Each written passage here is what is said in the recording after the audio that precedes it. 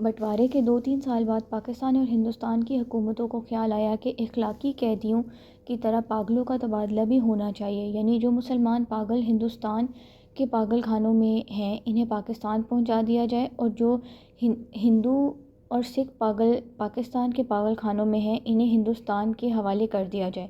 معلوم نہیں یہ بات معقول تھی یا غیر معقول، بہرحال دانش مندوں کے فیصلوں کے مطابق ادھر ادھر اونچی سطح کانفرنسیں ہوئیں اور بالآخر ایک دن پاگلوں کے تبادلے کے لیے مقرر ہو گیا۔ اچھی طرح چھان بین کی گئی، وہ مسلمان پاگل جن کے لواحقین ہندوستان میں ہی تھے وہیں رہنے دیے گئے تھے، جو باقی تھے ان کو سرحد پر روانہ کر دیا گیا۔ یہاں پاکستان میں چونکہ قریب تمام ہندو سکھ جا چکے تھے، اس لیے کسی کو رکھانے کا سوال ہی پیدا نہ ہوا۔ جتنے ہندو سکھ پاگل تھے سب کے سب پولیس کی حفاظت میں بارڈر پہنچا دیے گئے۔ ادھر کا معلوم نہیں، لیکن ادھر لاہور کے ایک پاگل خانے میں جب اس تبادلے کی خبر پہنچی تو بڑی دلچسپ گویاں ہونے لگی۔ ایک مسلمان پاگل جو 12 برس سے ہر روز باقاعدگی کے ساتھ زمیندار پڑھتا تھا، اس سے جب اس کے ایک دوست نے پوچھا، مولوی صاحب یہ پاکستان کیا ہوتا ہے؟ تو اس نے بڑے غور و فکر کے بعد جواب دیا، ہندوستان میں ایک ایسی جگہ ہے جہاں استرے بنتے ہیں۔ یہ جواب سن کر اس کا دوست مطمئن ہو گیا۔ اسی طرح ایک سکھ پاگل نے ایک دوسرے سکھ پاگل سے پوچھا، سردار ہمیں ہندوستان کیوں بھیجا جا رہا ہے؟ ہمیں تو وہاں کی بولی بھی نہیں آتی۔ دوسرا مسکرایا، مجھے تو ہندوستوڑوں کی بولی آتی ہے۔ ہندوستانی بڑے شیطانی اکڑ پھرتے ہیں۔ یہ ایک دن نہاتے نہاتے ایک مسلمان پاگل نے پاکستان زندہ باد کا نعرہ اس زور سے بلند کیا کہ فرش پر پھسل کر گرا اور بے ہوش ہو گیا۔ بعض پاگل ایسے بھی تھے جو پاگل نہیں تھے، ان میں اکثریت ایسے قاتلوں کی تھی جن کے رشتہ داروں نے افسروں کو دلا کر پاگل خانے بھجوا دیا تھا کہ پھانسی کے پھندے سے بچ جائیں۔ یہ کچھ سمجھتے تھے کہ ہندوستان کیوں تقسیم ہوا اور یہ پاکستان کیا ہے، لیکن صحیح واقعات سے بھی وہ بے خبر تھے۔ اخباروں سے کچھ پتہ نہیں چلتا اور پہرہ دار سپاہی ان پڑھ اور جاہل تھے، ان کی گفتگوؤں سے بھی وہ کوئی نتیجہ برآمد نہیں کر سکتے تھے۔ ان کو صرف اتنا معلوم تھا کہ آدمی محمد علی جناح ہے جس کو قائد اعظم کہتے ہیں، اس نے مسلمانوں کے لیے ایک علیحدہ ملک بنایا ہے جس کا نام پاکستان ہے۔ یہ کہاں ہے، اس کا محل وقوع کیا ہے، اس کے متعلق وہ کچھ نہیں جانتے تھے۔ یہی وجہ ہے کہ پاگل خانے میں وہ سب پاگل جن کا دماغ پوری طرح معاف نہیں ہوا تھا اس مخمصے میں گرفتار تھے کہ وہ پاکستان میں یا ہندوستان میں۔ اگر ہندوستان میں ہے تو پاکستان کہاں ہے، اور اگر وہ پاکستان میں ہے تو یہ کیسے ہو سکتا ہے کہ کچھ عرصہ پہلے یہیں رہتے ہوئے بھی وہ ہندوستان میں تھے؟ ایک پاگل تو پاکستان اور ہندوستان اور پاکستان کے چکر میں ایسا گرفتار ہوا کہ اور زیادہ پاگل ہو گیا۔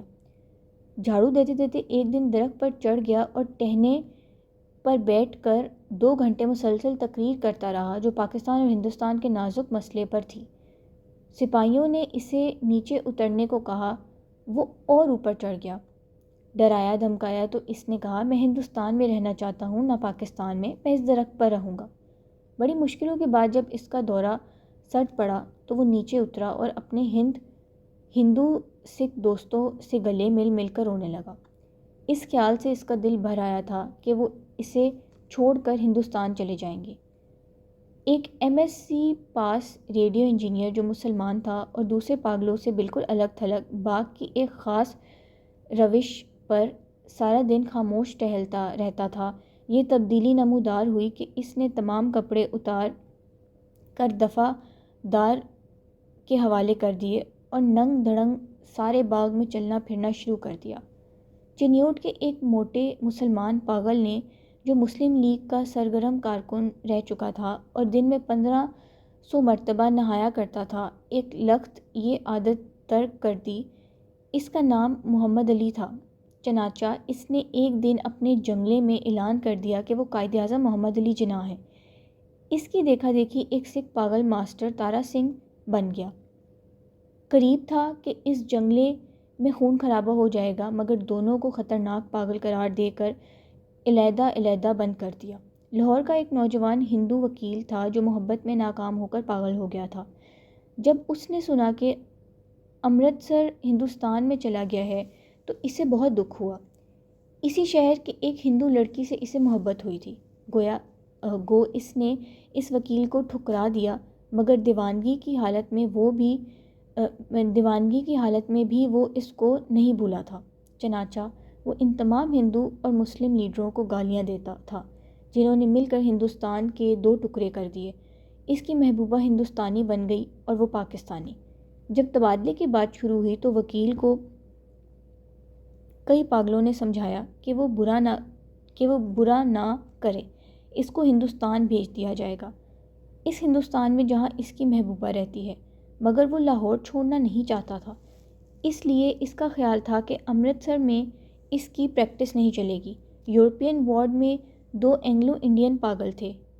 ان کو جب معلوم ہوا کہ ہندوستان کو آزاد کر کے انگریز چلے گئے ہیں تو ان کو بہت رنج ہوا۔ وہ چھپ چھپ کر گھنٹوں آپس میں اس مسئلے پر گفتگو کرتے رہتے کہ پاگل خانے میں اب ان کی حیثیت کس قسم کی ہوگی۔ یورپین وارڈ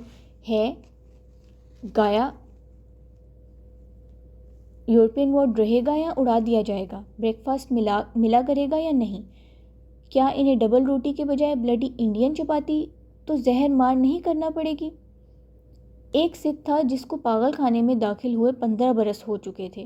ہر وقت اس کی زبان سے یہ عجیب و غریب الفاظ سننے میں آتے تھے: اوپر دی، گڑگڑ دی، اینکس دی، بے دہان دی، مونگ دی دال آف لالٹین۔ دن کو سوتا نہ تھا، رات کو۔ پہرہ داروں کا یہ کہنا تھا کہ 15 برس کے طویل عرصے میں ایک لہجے کے لیے بھی نہ سویا، لیٹتا بھی نہیں تھا، البتہ کبھی کبھی کسی دیوار کے ساتھ ٹیک لگا لیتا تھا۔ ہر وقت کھڑا رہنے سے اس کے پاؤں سوج گئے تھے، پنڈالیاں بھی پھول گئی تھیں، مگر اس جسمانی تکلیف کے باوجود لیٹ کر آرام نہیں کرتا تھا۔ ہندوستان، پاکستان اور پاگلوں کے تبادلے کے متعلق جب کبھی پاگل خانے میں گفتگو ہوتی تو وہ غور سے سنتا تھا۔ کوئی اس سے پوچھتا کہ اس کا کیا خیال ہے تو وہ بڑی سنجیدگی سے جواب دیتا: اوپر دی، گڑگڑ دی، اینکس دی، بے دہان دی، مونگ دی دال آف دی پاکستان گورنمنٹ۔ لیکن بعد میں آف دی پاکستان گورنمنٹ کی جگہ of the Toba take Singh government نے لے لی اور اس نے دوسرے پاگلوں سے پوچھنا شروع کیا کہ ٹوبہ ٹیک سنگھ کہاں ہے جہاں کا وہ رہنے والا ہے۔ لیکن کسی کو بھی معلوم نہیں تھا کہ وہ پاکستان میں ہے یا ہندوستان میں۔ جو بتانے کی کوشش کرتے تھے وہ خود اس الجھاؤ میں گرفتار ہو جاتے تھے کہ سیال کوٹ پہلے ہندوستان میں ہوتا تھا، اب سنا ہے کہ پاکستان میں ہے۔ کیا پتہ ہے کہ لاہور جو اب پاکستان میں ہے کل ہندوستان میں چلا جائے، یا سارا ہندوستان ہی پاکستان بن جائے۔ اور یہ بھی کون سینے پر ہاتھ رکھ کر کہہ سکتا ہے کہ ہندوستان اور پاکستان دونوں کسی دن سرے سے ہی غائب ہو جائیں گے۔ اس سکھ پاگل کے کیس چھدرے ہو کر بہت مختصر رہ گئے تھے۔ چونکہ بہت کم نہاتا تھا اس لیے داڑھی اور سر کے بال آپس میں جم گئے تھے، جس کے باعث اس کی شکل بڑی بھیانک ہو گئی تھی، مگر آدمی بے ضرر تھا۔ 15 برسوں میں اس نے کبھی کسی سے جھگڑا فساد نہیں کیا تھا۔ پاگل خانے کے جو پرانے ملازم تھے وہ اس کے متعلق جانتے تھے کہ ٹوبہ ٹیک سنگھ میں اس کی کئی زمینیں تھیں۔ اچھا کھاتا پیتا زمیندار تھا کہ اچانک دماغ الٹ گیا۔ اس کے رشتہ دار لوہے کی موٹی موٹی زنجیروں میں اسے باندھ کر لائے اور پاگل خانے میں داخل کرا گئے۔ مہینے میں ایک بار ملاقات کے لیے لوگ آتے تھے، اس کی خیر خیریت دریافت کر کے چلے جاتے تھے۔ ایک مدت تک یہ سلسلہ جاری رہا۔ جب پاکستان ہندوستان کی گڑبڑ شروع ہوئی تو ان کا آنا بند ہو گیا۔ اس کا نام بشنت سنگھ تھا مگر اسے ٹوبہ ٹیک سنگھ کہتے تھے۔ اس کو یہ قطعاً معلوم نہیں تھا کہ دن کون سا ہے، مہینہ کون سا ہے، یا کتنے سال بیت چکے ہیں۔ لیکن ہر مہینے جب اس کے عزیز و اقارب اس سے ملنے کے لیے آتے تھے تو اسے اپنے آپ پتہ چل جاتا تھا۔ چنانچہ وہ دفعہ سے کہتا کہ اس کی ملاقات آ رہی ہے۔ اس دن وہ اچھی طرح نہاتا، بدن پر خوب صابن گھستا اور سر میں تیل لگا کر کنگھا کرتا۔ اپنے کپڑے جو وہ کبھی استعمال نہیں کرتا تھا نکلوا کر پہنتا اور یوں سج بن کر ملنے والوں کے پاس جاتا۔ وہ اس سے کچھ پوچھتے تو وہ خاموش رہتا، کبھی کبھار اوپر دی گڑگڑ دی اینکس دی بے دہان دی مونگ دی دال اف دی لالٹین کہہ دیتا۔ اس کی ایک لڑکی تھی جو ہر مہینے ایک انگل بڑھتی بڑھتی 15 برسوں میں جو جوان ہو گئی تھی۔